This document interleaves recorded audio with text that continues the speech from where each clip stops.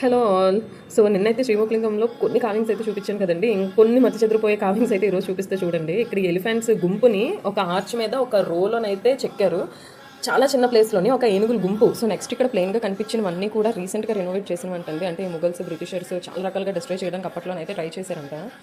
So next ఇక్కడ మీరు ఈ డీటెయిలింగ్ చూడండి. చిన్న ఏనుగులు, పెద్ద ఏనుగులు, వాళ్ళ పైన చిన్న మనుషులు అంటే మరుగుజ్జు మనుషులు, పొడుగ్గా ఉన్న మనుషులు, ఈ హోల్ ఆర్చ్ మీద ఒక వార్ని అయితే డిస్క్రైబ్ చేశారంటండి. దాన్ని ఎంత చక్కగా చెక్కారంటే ఇంకా నేను మాటల్లో అయితే చెప్పలేను. నాకు చూసి బుర్ర పాడైపోయింది.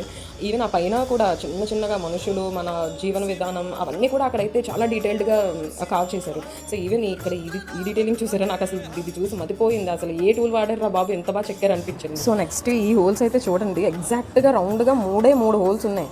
అది కూడా అంత పెద్ద బండరాయి మీద మనం యువతల నుంచి చూస్తే లోపల దేవాలయం కనిపిస్తుంది అనమాట. ఎలా చేశారు అది అసలు చాలా మిస్టీరియస్గా అనిపించింది నాకైతే. ఈవెన్ ఈ స్వస్తిక్ సింబల్ కూడా ప్రదక్షిణ చేస్తున్నప్పుడు కూడా మీరు చూడొచ్చు. మొత్తం దేవుళ్ళన్నిటిని మళ్ళీ గోపురాల్లో చెక్కి అందులోనే ప్రతిష్ఠించడం అయితే జరిగింది. మీకు అడుగునా చెప్తున్నా కదా, ఆశ్చర్యం. ఇదిగోండి ఇంకా ఈ హెయిర్స్ చూసి అయితే ఇంకా మతిపోయిందండి. అంటే ఉంగరాల జుట్టుకి ఉంగరాల జుట్టు, ప్లెయిన్ జుట్టుకి ప్లెయిన్ జుట్టు ఎలా కావ్ చేశారో. ప్రతి ఇంకా అంటే తల వెంట్రుకలను కూడా చెక్కారు. ఎన్నో దాడులు తట్టుకొని 1000 సంవత్సరాలుగా ఈ గుళ్ళు మన ముందు ఉన్నాయంటే ఖచ్చితంగా అది భారతదేశం, భారతీయులు గొప్పతనం అని చెప్పాలండి. ఇప్పుడు కట్టిన గుళ్ళు ఎన్ని రోజులు ఉంటున్నాయండి? 5 సంవత్సరాలు 10 సంవత్సరాలకి మళ్ళీ వాటికి రినోవేషన్ చేయించాల్సి వస్తుంది. సో ఇక్కడ చూడండి ప్రతి ఒక్క డీటెయిల్. ఇందాక చెప్పాను కదా, హెయిర్స్ కూడా చెక్కారని, ఉంగరాలు తిప్పినట్టు చూసారా, వెంట్రుకలతో సహా ఎంత బాగా స్పష్టంగా మనకైతే చూపించడానికి ట్రై చేశారు మన పూర్వీకులు.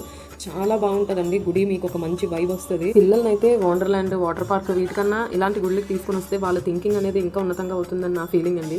సో నా ఈ వీడియో అయితే మీకు మంచి ఇన్ఫర్మేషన్ ఇచ్చింది, మంచి మంచి విషయాలు చూపించింది అనుకుంటున్నాను. చూసారు ఇక్కడ బయట పడేసిన ఒక దిమ్మ మీద కూడా కావింగ్స్ ఉన్నాయండి. ఇంకేం చెప్పను అసలు ఈ గుడి గురించి.